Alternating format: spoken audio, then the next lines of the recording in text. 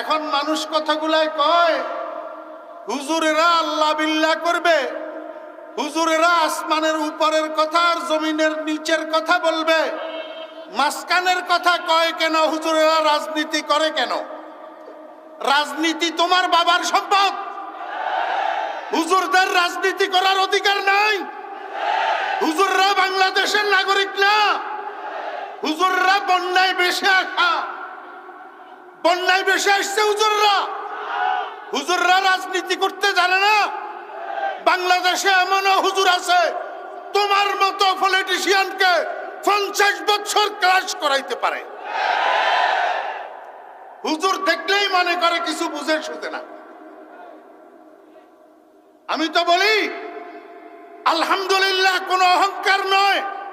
আমি ফরিদউদ্দিনের মতো 5-7 জন আলেম যদি সংসদে থাকে, কোন নাস্তিকের বাচ্চার সেখানে ইসলামের বক্তৃতা দেওয়ার কোনো ক্ষমতা না।